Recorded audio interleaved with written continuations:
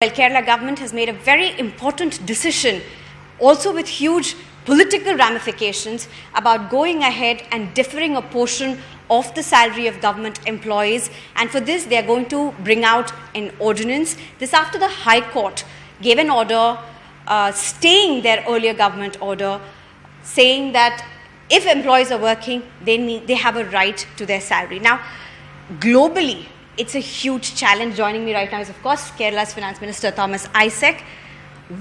Why such a huge step from the Kerala government? We don't have a choice. Our revenues, not just state government revenues, but including the central transfers, is not sufficient to pay for the salary, let alone pension. So that's the position. But nevertheless, Kerala government do not want to cut the salaries.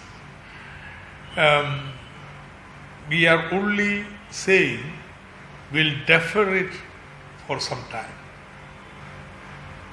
The salaries belong to the legal right of the employees, which has been awarded by a commission.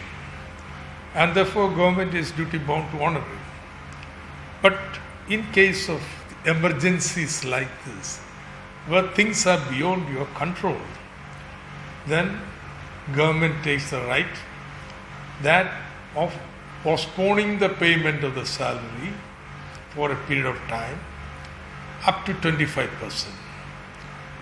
So it does not give the government the right to cut the salary. That's the big difference. In fact, in 2000, when the UDF government came to power, citing the fiscal crisis, the salary was cut. Only basic salary it was proposed to be given.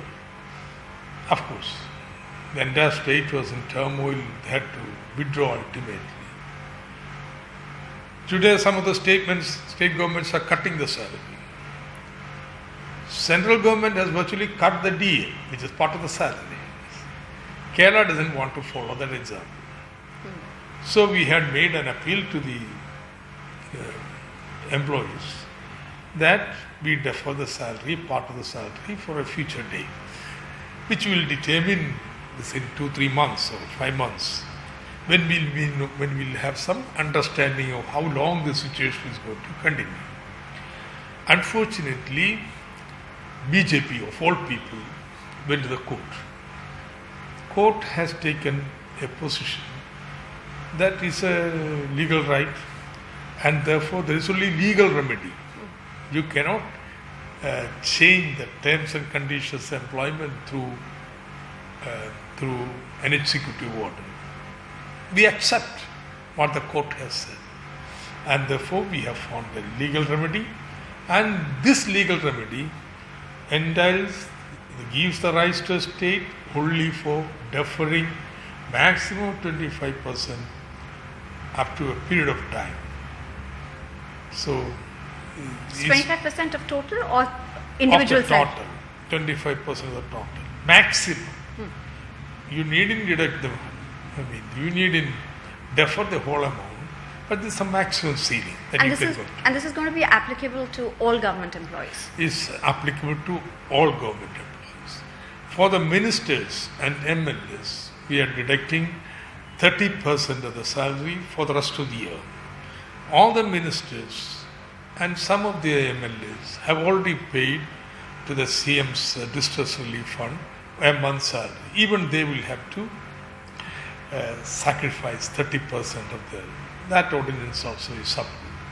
But in the case of employees, it's only deferment, no salary cut. Okay. Give us the figures. What's the kind of expense that the state has had to go in the last 1 month, and just how much is the deficit? Now, let me tell you. The budget outlay on medical supplies is 500 crores of rupees. On the first day of the new financial year, I signed a fine which allocates 600 crores of rupees to the purchase of medicine and medical equipments.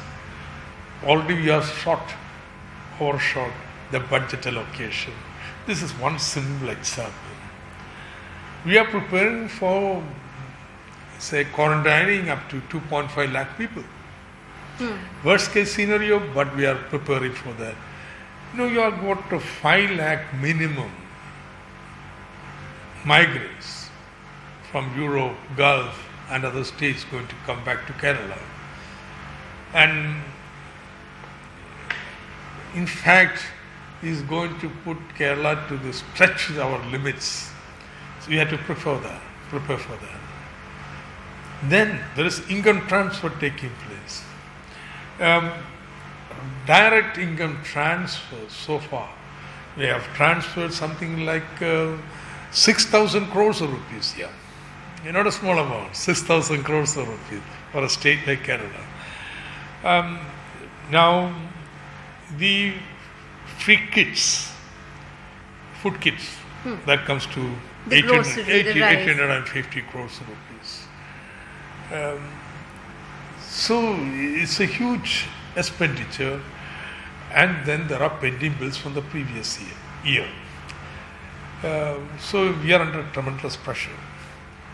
So in fact, even the payment of salary of May, we can complete only after we take a first loan on 5th. Luckily, the first days of the month are not working days. Okay, by the time the full salary being paid, we will be able to take another loan. This is a situation because central government has given nothing additional. It's just some 200 crores for the health sector from the 15,000 crores package. You provide additional 15,000 crores to the state government, but then 7,000 of it will be spent in the next 3 years. Only 7,000 is there. Apart from this, not a single pie additional has been given to any state government here. It doesn't require the central government a second day's thought to give 50,000 crores to support the mutual funds. I am not contesting that, it is required. But why is that? What is this attitude towards the state governments? When everybody knows the revenues have disappeared, their expenditures are rising, and central government is forcing every state to cut the wages, salaries and essential expenditures. This is no way to fight the pandemic. If you are thinking of fighting it, the states and local governments, they are on the front line. They should be taken into confidence and they should be supported.